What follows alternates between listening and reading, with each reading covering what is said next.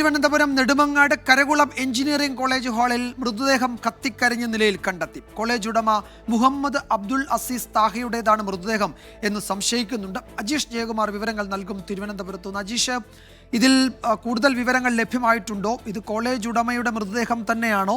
അങ്ങനെയാണെങ്കിൽ എന്തുകൊണ്ട് അദ്ദേഹം അല്ലെങ്കിൽ എന്താണ് സംഭവിച്ചത് എന്നത് സംബന്ധിച്ച് എന്തെങ്കിലും സൂചന പോലീസിനുണ്ടോ?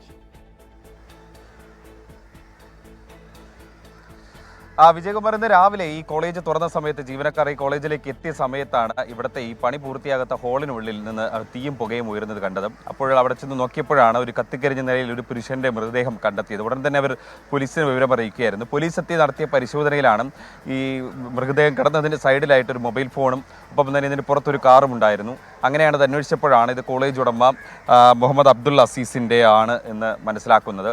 അദ്ദേഹത്തെ ഇന്നലെ രാത്രിയും ഈ പരിസരത്ത് കണ്ടതായിട്ട് നാട്ടുകാരും അതേപോലെ കോളേജിലെ മറ്റു ജീവനക്കാരും പറഞ്ഞിരുന്നു. അതായത് ഇദ്ദേഹത്തിന് വലിയ കടബാധ്യത ഉണ്ടായിരുന്നു. കൊല്ലം ഇരവിപുരം സ്വദേശിയാണ് അദ്ദേഹം. വർഷങ്ങളായി തിരുവനന്തപുരം ജില്ലയിലെ പേയാട് എന്ന് പറഞ്ഞൊരു സ്ഥലത്താണ് താമസിക്കുന്നത്. ഈ നെടുമങ്ങാട് മുല്ലശ്ശേരിയിലാണ് ഈ PA Muhammad Aziz engineering college പ്രവർത്തിക്കുന്നത്. വർഷങ്ങളായി ഇവിടെ പ്രവർത്തിക്കുന്ന കോളേജാണ്. അദ്ദേഹത്തിന് കടബാധ്യത ഉണ്ടായിരുന്നു. കഴിഞ്ഞ ദിവസം ഇദ്ദേഹത്തിൻ്റെ ഈ കോളേജിനകത്തുണ്ടായിരുന്ന ഓഫീസിനുള്ളിൽ ഈ പണം കൊടുക്കാനുണ്ടായിരുന്ന ചിലർ എത്തി ബഹളം വെച്ചതായിട്ട് ദൃക്സാക്ഷികൾ പറയുന്നു. ഇതിൽ മനോവിഷമം അദ്ദേഹത്തിനുണ്ടായിരുന്നു. അതിനെ തുടർന്ന് ആത്മഹത്യ ചെയ്തതെന്നാണ് പോലീസ് പറയുന്നത്.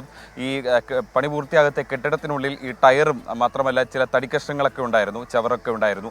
ഇത് കൂട്ടിയിട്ട് കത്തിച്ച് ആണ് ഇദ്ദേഹം ആത്മഹത്യക്ക് ശ്രമിച്ചതെന്നാണ് പറയുന്നത്. എന്തായാലും പോലീസും ഫോറൻസിക് ഉദ്യോഗസ്ഥരും അവിടെ എത്തി ഇപ്പോൾ പരിശോധന നടത്തുന്നുണ്ട്. വിജയകുമാർ.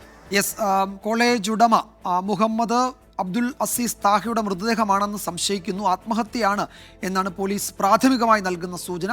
വിശദമായി പരിശോധന നടക്കുന്നു. അജീഷ് ജയകുമാറാണ് വിവരങ്ങൾ നൽകിയത് തിരുവനന്തപുരത്തു നിന്ന്.